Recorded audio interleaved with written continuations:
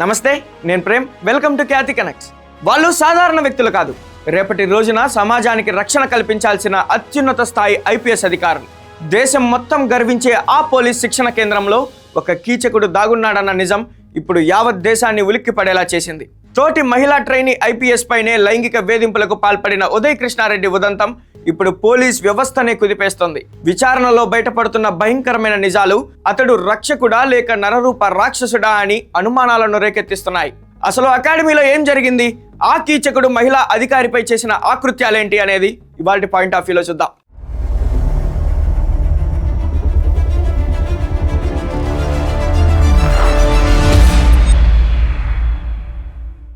సరిగ్గా June 23 trainee IPS Uday Krishna Reddy కీచక పర్వానికి తెరలేపిన రోజు. బాధితురాలికి అసభ్యకరమైన వాట్సాప్ మెసేజ్లు పంపడంతో మొదలైన ఈ సైకోయిజం వారాల పాటు నరకం చూసింది.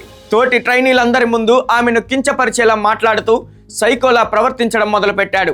అంతటితో ఆగలేదు. ఒకరోజు ఆమె ఫోన్ను బలవంతంగా లాక్కొని పాస్వర్డ్ చెప్పాలంటూ టార్చర్ చేశాడు.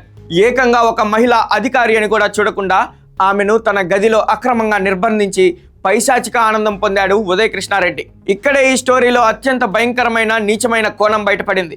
ఉదయ్ కృష్ణారెడ్డి కేవలం వేధింపులకే పరిమితం కాలేదు, నేరస్తులను మించిపోయాడు. బాధితురాలి జుట్టు పట్టుకొని ఈడ్చుకెళ్లడం, ఏకంగా గొంతు నులిమి చంపడానికి ప్రయత్నించడం, కత్తి చూపించి బెదిరించడం, ఇవన్నీ ఒక ట్రైనీ ఐపీఎస్ చేసిన దారుణాలంటే ఎవరైనా నమ్ముతారా?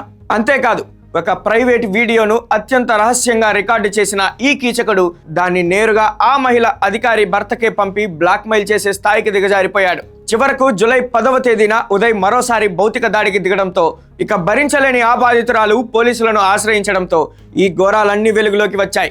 బాధితురాలి ఫిర్యాదుతో యాక్షన్లోకి దిగిన పోలీసులు వైద్య పరీక్షలు నిర్వహించగా ఆమె మెడపై గొంతు నులిమిన ఆనవాలు, కాలు బుగ్గపై ఉన్న గాయాలు ఉదయ్ చేసిన దౌర్జన్యాన్ని పక్కాగా నిర్ధారించాయి.